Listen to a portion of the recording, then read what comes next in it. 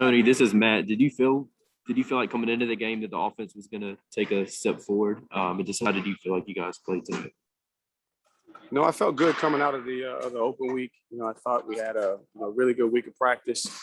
Really created some adversity with the noise in the indoor. I thought the guys did a good job of handling that. We knew it was going to be a challenge with all of the shifting and movement that they do. Obviously, different than what we faced the week before, where BC more just lines up and four down. Know how to target them. So I knew there'd be some challenges, but I thought the guys progressed well throughout the course of the week, and I think they were confident that this was going to be the game that we were going to break out. But we just still continued to shoot ourselves in the foot. A costly penalty here, a costly missed block there. A miscommunication. When we're starting to get drives, and again that'll get us out of rhythm. I thought we did a couple of good things. Man, we had some long drives that we put together. Syracuse was going to play a lot more coverage, than they've done in the past. Until later in the game, they played a little one-man coverage, but they were going to make us earn it. We put the ball in the air a couple of times down the field. We didn't come down with it. So again, it's just back to the drawing board. One thing is the guys still have the will to win. They're working their butts off. Just at some point, we're very optimistic that it's going to turn. We just don't know what it is, and that was the challenge in the locker room. The only thing that's holding us back is us in getting out of our own way.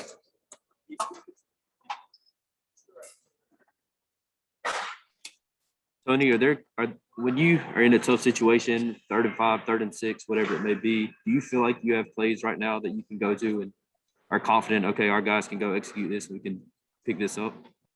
I think that where we are is if you're thinking players, in most of those situations and going to your guys and but then you got to have protection. Everything's got to marry up. Guys got to win. If it's a man beater, you got to create the rub. The depths. All those things are important. So we just got to continue to go back to work there. There were a couple situations in the game, just communicating with coach, just like, okay, let's run the ball here in this situation. And obviously he's in control of managing the game. So some of those mid-yard situations was a product of that. And then the other ones, we just got to do a better job of the details and throwing and catching and executing and everybody doing their job. Hey, Coach Elliott, this is Chris Heidel from Hermiston Radio in Baltimore. Congratulations on the win. Talk about DJ's performance tonight. He did a really good 2-minute drill late in the first quarter, in the second half or the second quarter. I thought DJ did a good job of taking care of the ball. First and foremost, that's 2 weeks in a row with no turnovers, which is big, gives you an opportunity to win.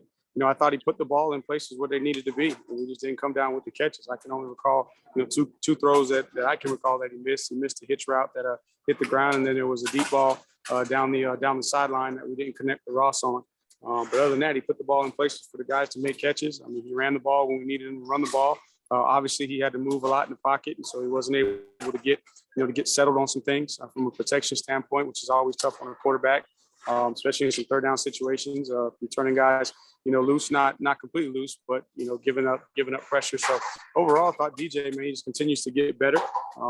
Obviously, numbers are not necessarily where you want them to be, but at the end of the day, he's managing the game the way we're asking him to do. He got better in giving the guys opportunities to make catches, and we just didn't make the catches for him. Tony, this is Larry Williams. Given that Syracuse came in playing coverage, is 116 yards rushing kind of far off of what you probably expected coming in, given what they were doing? Right. I thought we were going to be able to run the ball, but I also, we cut some drives short too. That we were going to, we had a good drive coming out. We snapped the ball over the head. We lose 17 yards. Now we're playing catch up. So that's an opportunity right there. If you keep that drive growing, you're going to have an opportunity to pick up maybe 30, 40 more yards rushing. And again, biggest thing for us is we got to get out our own way. The numbers are not where they are because of a reflection of, one guy over here, have a holding penalty, then you have a false start, and then you have a guy that doesn't execute his block the right way, forces the running back to stop his feet before he's ready to get there, before he gets to the line of scrimmage. So it's just, one thing after another. And it's not one guy in particular. It just seems like at the most inopportune time, we're having that one breakdown, which gets us out of rhythm, and therefore we're not able to sustain drives, which is going to lead to the outcome or the production that people are used to from this offense.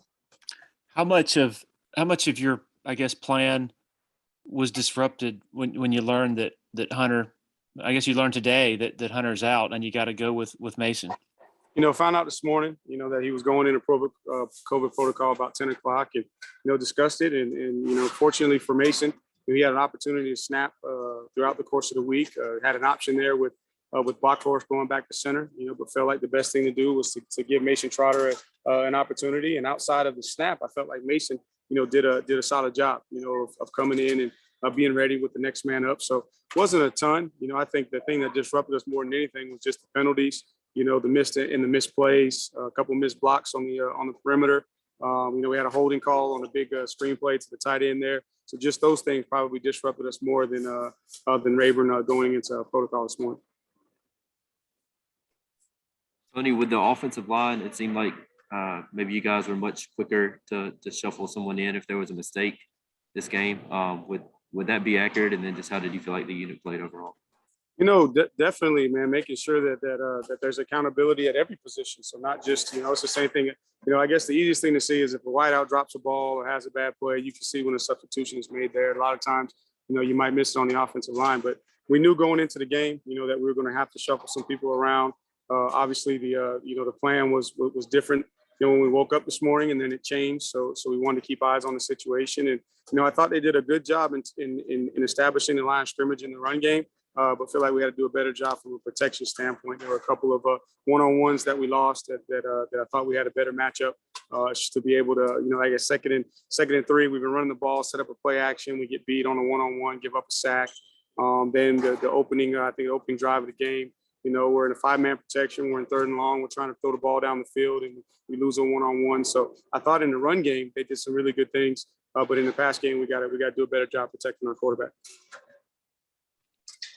Tony, what did y'all learn during the open day? And I guess some of the important conclusions and maybe wrinkles that you came up with. I know you went under center a good bit tonight. What were some of those things coming out? Just in the run game, just a little bit of a change up. Get those backs. You look at Kobe, look at Maffa.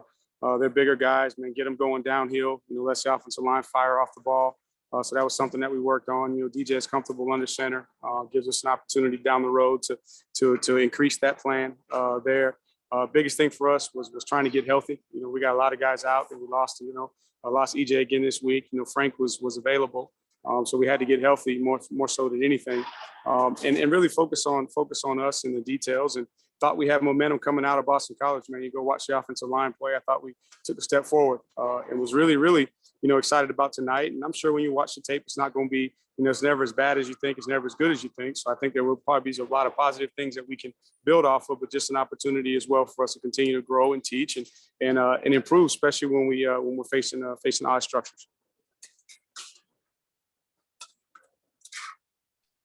Tony, not to look too far ahead, but just next week, do you feel like it's going to have to be a game where, and not only next week, but just you guys are going to have to start putting up some more points to not keep putting the defense in such tough situations? Well, I bet it's every week.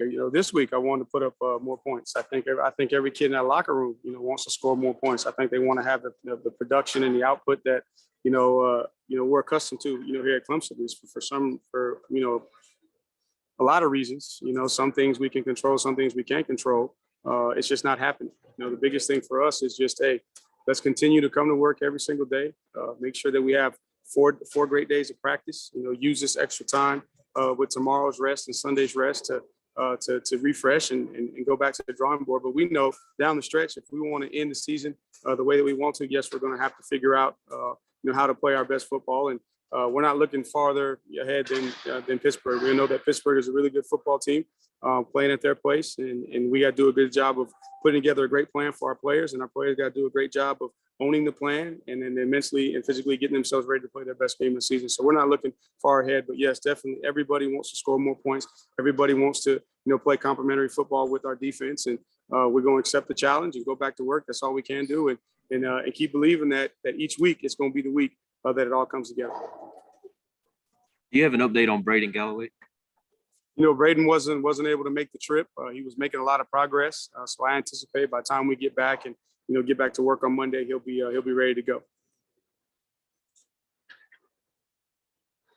Anything else for Coach?